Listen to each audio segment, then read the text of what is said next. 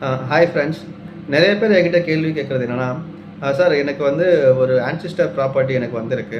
அதை விற்றுட்டு நான் வந்து இப்போ எனக்கு பிடிச்ச மாதிரி ஒரு வீடு வாங்கலான்னு இருக்கேன். நான் விற்ற இடத்த பார்த்தீங்கன்னா ரூ. 1,00,00,000 இருக்குது.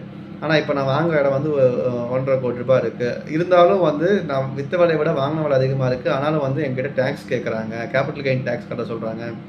இதை எப்படி அவாய்ட் பண்ணலாம் அப்படின்ட்டு ஒரு கேள்வி கேட்குறீங்க. 2வது இன்னொரு கொஸ்டின் என்னென்னா, சார் நான் இந்த வருஷம் விற்றுட்டு வீடு தேடிட்டு இருக்கேன். அடுத்த வருஷம் வாங்கலான்னு இருக்கேன். அப்பயும் வந்து கரண்ட் இயரில் வந்து நான் விற்றதுக்கு டேக்ஸ் கட்ட சொல்கிறாங்க. இதை எப்படி அவாய்ட் பண்ணலாம்னு நிறைய பேர் கேள்வி கேட்குறீங்க. ஸோ உங்களுக்கான பதில் தான் இந்த வீடியோவில் நான் சொல்லியிருக்கேன். இப்போ ஒரு இடம் வந்து நீங்கள் வாங்கும்போது ஒரு ஒரு ரூ. 10,00,000 இருந்திருக்கலாம்.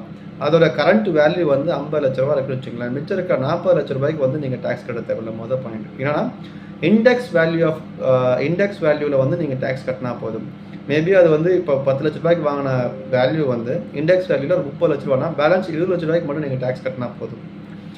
அதையும் நீங்கள் எப்படி கட்டாமல் அவாய்ட் பண்ணலான்னா, இப்போ அந்த ரூ. 20,00,000 வந்து நீங்கள் ஒரு இடத்த புதுசாக வாங்க போகிறீங்க, தேடிட்டு இருக்கீங்க, கிடைக்கல அப்படின்னா அதை வந்து கேபிட்டல் கெயின் அக்கௌண்ட் ஸ்கீம் அப்படின்ட்டு ஒரு பப்ளிக் டெபாசிட்டாக வந்து, அதாவது பேங்க்கில் வந்து டெபாசிட்டாக போட்டு வச்சிங்கன்னா அந்த ரூ. 20,00,000 நீங்கள் டேக்ஸ் கட்ட தேவையில்லை. ஸோ நீங்கள் ரூ. 50,00,000 நீங்கள் விற்றாலும் கேபிட்டல் கெயின் வந்தாலும் ஆனால் அதுக்கு நீங்கள் டேக்ஸ் கட்ட தேவையில்லை.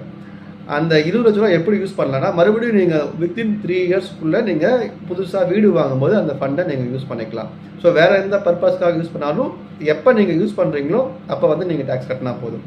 ஸோ நீங்கள் ஒரு ரூ. 50,00,000 வீடு விற்றாலும் நீங்கள் வந்து ஈவன் தோ ரூ. 20,00,000 ப்ராஃபிட் வந்தாலும் நீங்கள் டேக்ஸ் கட்ட தேவை இருக்காது. ஸோ இதை யூஸ் பண்ணுங்கள், உங்களுக்கு யூஸ்ஃபுல்லாக இருக்கும். கேபிட்டல் கெயின் அக்கௌண்ட் ஸ்கீம் அப்படின்னா என்னன்னு தெரியணும்னா, டீட்டெயில்டாக வேணும்னா நீங்கள் கமெண்ட் செக்ஷனில் கேளுங்க. கேபிட்டல் கெயின் அக்கௌண்ட் ஸ்கீமுங்கிறத பற்றி நான் டீட்டெயில்டாக வீடியோ போடுறேன். தேங்க்யூ.